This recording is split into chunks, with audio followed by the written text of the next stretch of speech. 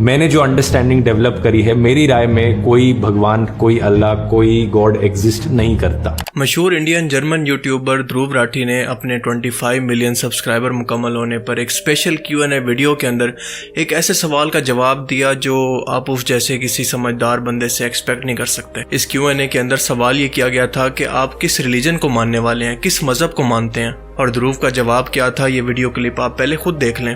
یہ والا سوال بہت ہی زیادہ لائکڈ ہے، 2000 سے زیادہ لوگوں نے لائک کیا ہے۔ Do you believe in God? If yes then is it formless or not? Do you believe in any religion?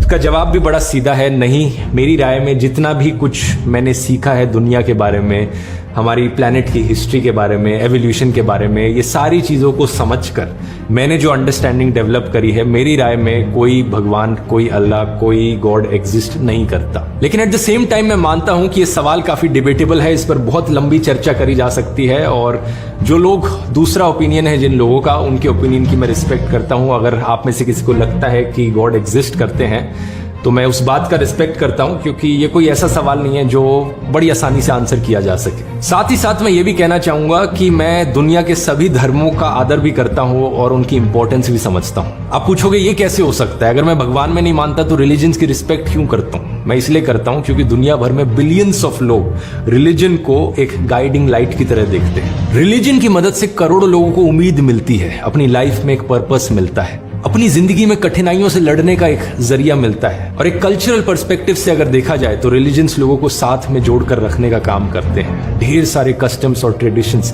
Religion سے نکل کر آتے ہیں، جن کی اپنی ایک اہم جگہ ہے ہماری اس دنیا میں۔ یہی کارن ہے کہ میں اپنے آپ کو ایک ہندو ایتھسٹ بلاتا ہوں۔ دھروو کا کہنا تھا کہ میں خود کو ایک ایتھیسٹ مانتا ہوں، ایک ہندو ایتھیسٹ، اور آپ کو بتاتا چلوں کہ ایتھیسٹ ایسے لوگوں کو کہتے ہیں جو خدا کے وجود پر یقین ہی نہیں رکھتے، وہ مانتے ہی نہیں ہیں کہ خدا یا اس جیسی کوئی ہستی ایگزسٹ کرتی ہے۔ ان کا ماننا ہوتا ہے کہ ہم انسانوں سمیت دنیا اور کائنات کی ہر چیز محض ایک اتفاق یا پھر حادثے کے نتیجے میں بنی ہے۔ یہ لاکھوں کروڑوں سال کی ایوولوشن کا نتیجہ ہے یا پھر ایک نیچرل پروسیس ہے جس کے اندر خدا جیسی کسی ہستی کا کوئی کردار نہیں۔ یہ کسی کریٹر کی کریشن نہیں ہے اور اس کے پیچھے کوئی انٹیلیجنٹ مائنڈ، کوئی سپر نیچرل پاور ایگزسٹ نہیں کرتی۔ اب اس طرح سے اوپنلی اپنے آپ کو ایتھیسٹ ڈکلیئر کرنے کے بعد اور اپنے عقیدے کا اظہار کرنے کے باوجود بھی میرے دل میں دھروو کی رسپیکٹ پھر بھی بڑھ گئی ہے۔ آپ سوچیں گے کہ کیسے؟ ایسا اس لیے کہ اس سوال کے جواب کے اندر دھروو نے کلیئرلی یہ کہا ہے کہ یہ میری انڈرسٹینڈنگ ہے جو کہ میں نے سائنس کو اور ہسٹری کو پڑھنے کے بعد آبزرو کر کے حاصل کیا۔ یہ میری انڈرسٹینڈنگ ہے، کوئی حرف آخر نہیں ہے۔ میں اپنی تمام انڈرسٹینڈنگ اور لاجک کے بعد یہ مانتا ہوں کہ خدا جیسی یا پھر اللہ جیسی کوئی ہستی وجود نہیں رکھتی، یعنی میری انڈرسٹینڈنگ غلط بھی ہو سکتی ہے۔ اور اس کے علاوہ ساتھ ساتھ اس نے ایتھیسزم کو پروموٹ کرنے کی بھی یہاں پر کوشش بالکل نہیں کی، کیونکہ دوسری طرف اگر آپ آج کے ماڈرن ایتھیسٹ دیکھیں تو آپ ان کو اینٹی اسلامک ایتھیسٹ کہہ سکتے ہیں، جن کا مقصد صرف اور صرف اسلام کو بدنام کرنا ہوتا ہے، اپنے ایتھیسزم کے ریلیجن کو پروموٹ کرنا نہیں ہوتا، کوئی لاجیکل بات نہیں کرنی ہوتی، بلکہ ہر چیز کے اندر اسلامک قوانین یا پھر مذاہب کے قوانین کو لا کر ان کا مذاق بنانا ہوتا ہے۔ اور یہ کام دھروو نے بالکل بھی نہیں کیا، جس کے لیے اس کو اپریشیٹ کرنا چاہیے کہ اپنے عقیدے کا اظہار کرو، اپنی سوچ کا اظہار کرو، لیکن کسی کو اس پر لیبل نہ کرو، کسی کو اس پر تھوپ نہ دو۔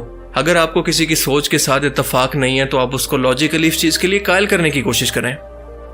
اور دوسری سب سے بڑی وجہ کہ میرے دل میں اس کے لیے رسپیکٹ کیوں ہے کہ وہ اپنی جہالت اور گمراہی سے نکل کر نئی چیزوں کو ایکسیپٹ کرنے کے لیے دماغی طور پر تیار ہو چکا ہے۔ مثال کے طور پر جب بھی آپ کسی غیر مسلم کو اسلام کی دعوت دیتے ہیں تو سب سے پہلے کیا کرتے ہیں؟ اسے یہ ثابت کرنا ہوتا ہے کہ جس مذہب پر، جس عقیدے پر تم ابھی تک تھے وہ بالکل غلط ہے، وہ دراصل گمراہی ہے۔ اس کو لاجیکلی قائل کرنے کے بعد آپ جاتے ہیں اگلے سٹیپ پر، یعنی اس کو اسلام کے بارے میں بتا کر اس کے لیے ذہنی طور پر تیار کرنا، لاجیکلی اس کے بارے میں قائل کرنا۔ اب اس لحاظ سے دیکھا جائے تو دھروو تو آدھا مسلمان تو پہلے ہی ہو چکا ہے، کیونکہ وہ اپنے کفر کے عقیدے کو تو پہلے ہی چھوڑ چکا ہے۔ دیکھیں، یہ ضروری نہیں ہے کہ اگر کوئی شخص سمجھدار ہے، ریسرچر ہے اور اس کے پاس دنیا جہان کا بہت سارا نالج ہے تو دنیا کی ہر فیلڈ کے اندر وہ ایکسپرٹ بھی ہو۔ کوئی نہ کوئی دنیا کی فیلڈ ایسی ہو سکتی ہے جس کے اندر وہ شخص کمزور ہو سکتا ہے، اس پر اس کی گرپ نہیں ہو سکتی، اس فیلڈ کے بارے میں اس شخص نے زیادہ پڑھا نہیں ہوتا، اس کے بارے میں زیادہ ریسرچ نہیں کی ہوتی۔ اور دھروو کا معاملہ بھی ریلیجن کے معاملے میں بالکل ایسا ہی ہے، یعنی کمپیریٹیو ریلیجن کی سٹڈی، یعنی دنیا کے تمام مذاہب کو ایک ساتھ پڑھنے کے بعد کمپیریٹیولی اس سے کوئی نتیجہ نکالنا۔ اللہ تعالیٰ کی ذات اپنی نشانیوں سے اس قدر ظاہر ہے کہ شاید کوئی اور ذات دنیا میں اس قدر ظاہر ہو، اور اسی سیم ٹائم کے اندر وہ ذات انسانوں سے اس قدر پوشیدہ ہے، اس قدر چھپی ہوئی ہے کہ شاید ہی کوئی ذات ہو۔ اور دنیا کے اندر رہتے ہوئے اس ذات کو بنا دیکھے اس پر ایمان لانا، یہی تو انسانوں کا اصل امتحان ہے۔ دیکھ کر تو ہر شخص اس پر ایمان لے آئے گا، لیکن یہ انسانوں کی آزمائش نہیں رہے گی، پھر یہ ٹیسٹ ہی نہیں رہے گا۔ اور اگر ٹیسٹ نہیں رہے گا تو یہ کون ڈیسائیڈ کرے گا کہ دنیا میں کس شخص نے جہنم میں جانا ہے، جہنم کے کس درجے کے اندر جانا ہے، کس شخص نے جنت کے اندر جانا ہے، اور کس شخص نے سب سے اعلیٰ جنت یعنی جنت الفردوس میں جانا ہے۔ اللہ کے، بھگوان کے یا پھر خدا کی موجودگی کے اس قدر لاجیکلی اور سائنٹیفکلی ثبوت موجود ہیں کہ ان کو اس ایک ویڈیو کے اندر ایکسپلین کرنا پاسبل ہی نہیں ہے، لیکن میں پوری کوشش کروں گا کہ لاجیکلی اور سائنٹیفکلی ٹو دی پوائنٹ رہ کر جو موسٹ امپورٹنٹ پوائنٹس ہیں ان کو ثابت کرنے کی کوشش کروں۔ ایسے سوال جو کہ ایتھیسٹ کی طرف سے ثبوت کے طور پر پیش کیے جاتے ہیں اور ان کو لاجیکلی وہ قائل بھی کر سکیں۔ تو چلیے شروع کرتے ہیں۔ لیکن سب سے پہلے تو آپ ایک بات سمجھ لیں کہ ایتھیسٹ سے بات کرنے کا طریقہ کار یہ ہے کہ آپ ان کو ہمیشہ خدا کے وجود پر قائل کرنے کی کوشش کریں، ان سے ہمیشہ خدا کے وجود پر بات کریں، کیونکہ اگر ایک بار انہوں نے خدا کے وجود کو مان لیا تو آٹومیٹیکلی ان کو خدا کی بھی ماننی پڑے گی۔ اگر آپ ان لوگوں سے اس چیز پر بحث کریں گے کہ اسلام کے اندر یا پھر کسی بھی اور مذہب کے اندر یہ تعلیمات کیوں موجود ہیں، یہ حکم کیوں دیا گیا، اس کے پیچھے کیا لاجک ہے، اس کے پیچھے کیا لاجک ہے، تو یہ بحث کبھی ختم نہیں ہونی۔ ایک سوال سے کئی اور سوال نکلیں گے اور یہ بحث چلتی رہے گی جس کا کوئی رزلٹ نہیں نکلنا۔ اگر آپ ان کے ساتھ بحث کرنا چاہتے ہیں یا پھر ان کو لاجیکلی قائل کرنا چاہتے ہیں تو اس کا سب سے بہترین طریقہ یہ ہے کہ ان سے صرف خدا کے وجود پر بات کریں۔ عام طور پر ایتھیسٹ کی طرف سے سب سے زیادہ ایوولوشن کو سائنٹیفک فیکٹ کے طور پر پیش کیا جاتا ہے کہ انسان بھی سمندر کے اندر موجود ایک یونی سیلولر جاندار سے ایوولوشن کا پروسیس طے کرتا ہوا ملٹی سیلولر جاندار اور پھر آخر میں بندروں سے انسان کے اندر بدل گیا۔ اب وہ الگ بات ہے کہ اینٹی اسلامک ایتھیسٹ کی ایوولوشن کچھ ایسے ہوئی ہے۔ پہلی بات کہ چارلس ڈارون کی ایوولوشن کی تھیوری صرف ایک تھیوری ہے، یہ کوئی سائنٹیفک فیکٹ نہیں ہے۔ اس کو اب تک نہ تو سائنس نے ثابت کیا اور نہ یہ کوئی قانون ہے۔ ہاں، لیکن یہ اس حد تک سچ ہے اور فیکٹ بھی ہے کہ مختلف جانداروں کے اندر اپنے مختلف قسم کے ماحول کے اندر رہتے ہوئے مختلف قسم کے بدلاؤ، چینجز اور ایوولوشن دیکھی گئی ہے۔ اس کے ثبوت بھی ملے ہیں اور یہ چیز دنیا کے ہر جاندار اور ایون کے انسان کے اندر بھی آبزرو کی جا سکتی ہے۔ آرٹک اور ٹھنڈے علاقوں میں رہنے والے لوگوں کی سکن، ان کے ہیئر کلر اور ان کی آئز کا کلر مختلف ہوتا ہے تو افریقہ اور عرب کے لوگوں کا بالکل مختلف۔ پر یہاں پر پرابلم یہ ہے کہ نیچر کے اندر تو دونوں انسان ہی ہیں نا، چاہے دنیا کے کسی بھی ملک کے اندر رہتے ہوں۔ ان کے بھی 2 ہاتھ ہیں، ان کی بھی 2 آنکھیں ہیں، ان کا ایک منہ ہے، ان کی 2 ٹانگیں ہیں۔ یہ بھی کھاتے پیتے ہیں، سوچتے ہیں، اپنی نسل آگے بڑھاتے ہیں، سوتے ہیں، سب کچھ ان کا باقی انسانوں کی طرح ہے۔ بالکل اسی طرح سے باقی جانداروں کے اندر بھی اس حد تک ایوولوشن ہوتی ہے کہ اپنے ماحول کے مطابق وہ اپنے جسم کے اندر کچھ بدلاؤ، مثال کے طور پر بیکٹیریا اور وائرس سے لڑنے کی امیونٹی پیدا کر لیں، خود کے رنگوں کو کیموفلیج کر لیں یا پھر اپنے جسم کو چھوٹا یا بڑا کر لیں۔ لیکن پھر بھی ایٹ دی اینڈ ایک بلی اپنی فطرت کے اندر بلی ہی رہے گی، آپ اس کو کسی اور جاندار کے اندر نہیں بدل سکتے۔ وہ بلی کبھی بھی ایوولوشن کے پروسیس کو طے کرنے کے بعد ہاتھی نہیں بن سکتی۔ ٹائم ٹو ٹائم انسانوں کی جسامت، ان کی رنگت اور ان کے مختلف قسم کی امیونٹی سے لڑنے کی صلاحیت کو تو ڈارون بھی خود کہتا ہے کہ یہ نیچرل سلیکشن ہے، یعنی تھوڑے بہت بدلاؤ جو کہ کوئی بھی جاندار اپنے جسم کے اندر کر سکتا ہے، لیکن کبھی بھی اتنے بڑے بدلاؤ نہیں کر سکتا کہ ایک نئے جاندار کے اندر ہی بدل جائے، اور یہ بدلاؤ اس قدر زیادہ ہو جائے کہ انسان جیسی کمپلیکس اور کمپلیکیٹڈ کریشن کو پیدا کر دے۔ یہ بالکل ناممکن ہے اس وقت تک جب تک اس کے پیچھے کوئی انٹیلیجنٹ مائنڈ یا پھر کریٹر موجود نہ ہو۔ الٹا انسانوں کے اندر اس طرح کی ایوولوشن کہ وہ ہر طرح کی بیماریوں سے لڑنے کے لیے اپنے جسم کے اندر امیونٹی پیدا کر لیتے ہیں اور ہر طرح کے ماحول کے اندر، چاہے ٹھنڈا ہو، گرم ہو یا پھر کسی بھی طرح کا ماحول ہو، وہاں پر سروائیو کر سکتے ہیں۔ انفیکٹ انسانی جسم کے اندر اس طرح کی ایوولوشن کا موجود ہونا اس انجینئر کی، اس ذہین دماغ کی موجودگی کا ثبوت ہے۔ اگر سب کچھ سائنس پر چھوڑ دیا جائے تو آپ کو یہ بتاتا چلوں کہ آج کی ماڈرن سائنس یہ بھی نہیں بتا پاتی کہ وہ پہلا سیل جو کہ سمندر کے اندر موجود تھا، یعنی یونی سیلولر جاندار، اس کو اس قدر انرجی اور سازگار ماحول کس نے دیا کہ وہ یونی سیلولر ہو کر ملٹی سیلولر جاندار کے اندر بدلا اور ایوولوشن کا پروسیس طے کرتا ہوا بندر بنا، اور اس کے بعد سائنس کی تھیوری کے مطابق وہ انسان بنا۔ اس یونی سیلولر جاندار کے بارے میں سائنس کو ابھی تک کچھ نہیں پتا کہ وہ کہاں سے آیا۔ تو سوال یہ ہے کہ ایوولوشن کی تھیوری پھر کس بیس پر ٹکی ہوئی ہے؟ انسانی تاریخ یا پھر ریٹن ہسٹری جو کہ اب تک ہم انسانوں کے پاس موجود ہے وہ ہے 10,000 سال کی۔ تو میرا سوال یہ ہے کہ کیا 10,000 سال کے اندر انسان خود کو ایوولوشن کے ذریعے اتنا بھی نہیں بدل پایا کہ کسی اور مخلوق کے اندر کم از کم نہ بدلتا تو کوئی نیا آرگن تو اگا لیتا؟ آج کے ٹائم میں آرکیولوجسٹ اور ریسرچر لوسی نام کی یا پھر ہومو اریکٹس نام کے فوسلز کو یہ کہہ کر پیش کرتے ہیں کہ یہ انسانوں کے آبا و اجداد تھے۔ ان کے ڈھانچوں کو اور ان کے فوسلز کو ایوولوشن کے ثبوت کے طور پر پیش کرتے ہیں، لیکن اس بات کا ثبوت نہیں دے سکتے کہ یہ انسانوں کے کوئی رشتہ دار تھے یا پھر واقعی نیچر کے اندر کوئی انسان تھے جو کہ کئی ملین سال پرانے ہیں اور انسانی ایوولوشن کو ثابت کرتے ہیں۔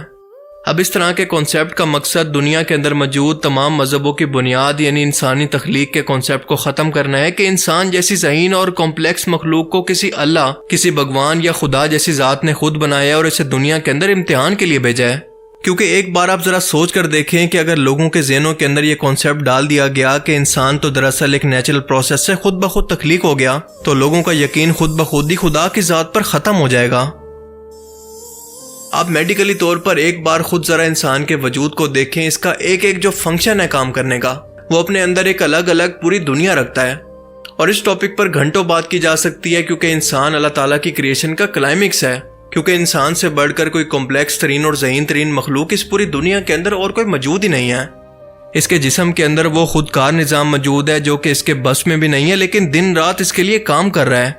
دن رات اس کا دماغ، اس کا دل، اس کے گردے، اس کا جگر، پھیپھڑے، معدہ، خون، آنتیں، ہڈیاں، وینس، نیورولوجیکل سسٹم، اس کی آنکھیں۔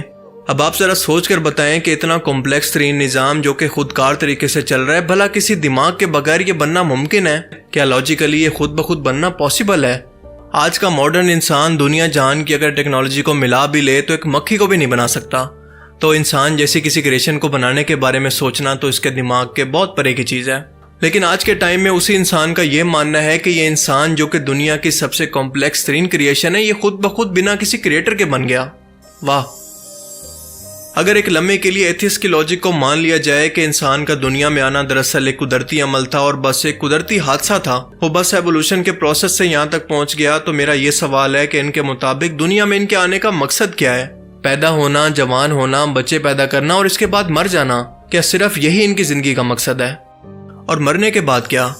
اگر دنیا کے اندر کسی طاقتور شخص نے کسی غریب کا حق مارا، اس پر ظلم کیا اور اس کو انصاف نہیں دیا، تو کیا اس کا یہ مطلب ہے کہ وہ دنیا کے اندر بھی ناکام گیا اور مرنے کے بعد بھی اس کو کوئی اجر نہیں ملنا؟ کیا ان کی لاجک کے مطابق یہ انصاف ہے؟ اچھائی کیا ہے اور برائی کیا ہے اور دنیا کے اندر انسانوں کو زندگی کیسے گزارنی چاہیے کہ ان کو آخرت کے اندر اس کا ریوارڈ ملے، یہ سب کچھ انسان کو ریلیجن نے ہی سکھایا ہے، نہ کہ سائنس نے۔ بالکل ایسے ہی جیسے کسی مشین کا کریٹر ایک مشین کے ساتھ اپنی مینول گائیڈ دیتا ہے کہ اس مشین کو آپریٹ کیسے کرنا ہے۔ اگر اس کو غلط طریقے سے آپریٹ کریں گے تو یہ کام کرنا بند کر دے گی یا پھر یہ خراب بھی ہو سکتی ہے۔ بالکل اسی طرح سے انسانوں کو گائیڈ کرنے کے لیے کس جسم کو کس چیز کی ضرورت ہے اور اس کے ساتھ کیا ہونا ہے، اللہ تعالیٰ نے بھی کئی طرح کی manual guides time to time انسانوں کے لیے کئی بار بھیجی ہیں، اور یہ آخری مینول تھا قرآن پاک، جو انسانوں کو یہ بتاتا ہے کہ ان کی زندگی کا اصل مقصد کیا ہے، ان کو کیوں پیدا کیا گیا اور کیا چیزیں ہیں جو کہ ان کے دل کو گناہ سے زنگ آلود کر سکتی ہیں، اور کیا ایسی چیزیں ہیں جو کہ اس کو آخرت کے اندر ہمیشہ کا اجر دیں گی۔ سائنس اور ریلیجن دونوں اس بات پر ایگری ہیں کہ ہماری یہ یونیورس ایک بڑے دھماکے سے پھٹ کر وجود میں آئی، جس کو بگ بینگ تھیوری کہتے ہیں۔ اب اس تھیوری کو اس لیے قابل قبول مانا جاتا ہے کہ ہم اتنا زیادہ ٹائم کے اندر پیچھے جا کر اس کو ہوتا نہیں دیکھ سکتے، مگر کاسمک بیک گراؤنڈ ریڈیشن یعنی دھماکے کے بعد جیسے ہم اس کے ٹکڑے بکھرے ہوئے دیکھتے ہیں، بالکل اسی طرح سے خلا کے یہ ٹکڑے ریڈیشنز کی صورت خلا کے اندر بکھرے ہوئے دیکھے جا سکتے ہیں۔ آج تک یہ ماڈرن سائنس اس بات کا جواب نہیں دے سکی کہ اس چھوٹے سے نقطے کے اندر یا پھر نتھنگ پوائنٹ کے اندر اس قدر انرجی کہاں سے آئی کہ یہ پھٹ کر اتنی بڑی اور اس لامحدود کائنات کی شروعات کر دیتی ہے، اور اسی دھماکے کے بعد ہماری گلیکسیز، سٹارز اور پلینٹس وجود میں آئے۔ کمال کی بات یہ ہے کہ جو دھماکہ صرف تباہی لاتا ہے، اس دھماکے نے اتنا ترتیب کا نظام کھڑا کر دیا کہ ہر ایک سٹارز، گلیکسیز اور سیارے صرف اپنے اپنے مخصوص راستوں پر ہی گھوم رہے ہیں، وہاں سے باہر نہیں نکل سکتے۔ کیا یہ سب کچھ اتفاق ہے؟ اس کو انسیڈنس یا اتفاق کی پروبیبلٹی ہے بالکل زیرو۔ آپ اس کو ایسے سمجھ لیں کہ آپ کے پاس 100 کے قریب ڈائز یا چھکے موجود ہیں، اور ہر بار آپ اس کو اچھال کر یہ چاہتے ہیں کہ ہر ایک چھکے پر یا پھر ہر ایک ڈائز پر صرف 6 نمبر آئے، تو کیا یہ پاسبل ہے؟ بالکل اسی طرح سے ہماری اس کائنات کا ایک دھماکے سے بن جانے کا مطلب بھی یہ ہے کہ اس پروبیبلٹی کو ہم سچ مان لیں، اور بالکل اسی طرح سے ایک دھماکے کے بعد ایک ترتیب والی کائنات کا وجود میں آ جانا دراصل اس کے خالق کی طرف اشارہ کرتی ہے۔ ہماری یہ کائنات اس خالق کی موجودگی کا سب سے بڑا ثبوت ہے۔ اس کے علاوہ انسانوں کے رہنے کے لیے ایک ایسی جگہ بنانا جو کہ نہ زیادہ گرم اور نہ زیادہ ٹھنڈی، انسانوں کے رہنے کی اس زمین کو سورج سے صرف اتنے فاصلے پر رکھنا کہ سورج کی صرف روشنی اور کچھ ہیٹ ہی وہاں پر پہنچ سکے، اور ان انسانوں کو سورج کی ہارمفل ریڈیشن سے بچانے کے لیے زمین کے گرد قدرتی الیکٹرو میگنیٹک فیلڈ کو پیدا کرنا، اوزون لیئر ہو یا پھر زمین کا اپنا انوائرمنٹ ہو، زمین پر سانس لینے کے لیے آکسیجن ہو یا پھر چاند کی رات کے اندر موجودگی، جانوروں اور پودوں کا پیدا کرنا ہو جن کی لاکھوں مخلوقات زمین پر بستی ہیں۔ کیا یہ اتفاق ہے؟ اگر یہ سب کچھ واقع اتفاق ہے تو کئی دہائیوں سے زمین سے باہر کئی زمینوں پر انسانی وجود کو تلاش کرنے کی کوشش کے اندر اب تک ہمیں کچھ ملا کیوں نہیں؟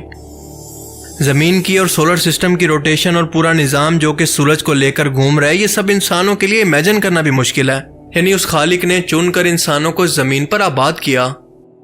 افسوس کا مقام یہ ہے کہ برصغیر پاک و ہند کے اندر جس طرح سے اسلام کا مف شدہ چہرہ درباروں کی صورت میں اور پیری مریدی کی صورت میں غیر مسلموں کے سامنے پیش کیا گیا، شاید ہی کوئی غیر مسلم ہو جو کہ اس طرح کے اسلام کو سٹڈی بھی کرنا چاہے یا پھر اس سے متاثر بھی ہو سکے، کیونکہ غیر مسلم اس طرح کی رسموں کو دیکھ کر اس کو باقاعدہ اسلام کا حصہ سمجھ لیتے ہیں، وہ اسلام کو سمجھنے کی کوشش ہی نہیں کرتے۔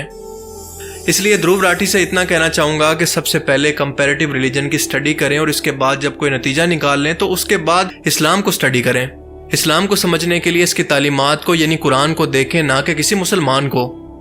ویسے تو اس ٹاپک پر گھنٹوں میں دلائل کے ساتھ بات کر سکتا ہوں، لیکن اپنی ویڈیو کا اینڈ میں اس بات سے کروں گا کہ سائنس جس کو ایتھیس اپنا سب سے بڑا بھگوان مانتے ہیں، اس سائنس کے مطابق یہ ایتھیس ہماری زمین کے 50% لینڈ کے بارے میں نہیں جانتے، ہمارے سمندر کے بارے میں 5% سے زیادہ نہیں جانتے اور ہماری اسپیس کے بارے میں تو 1% سے بھی زیادہ نہیں جانتے۔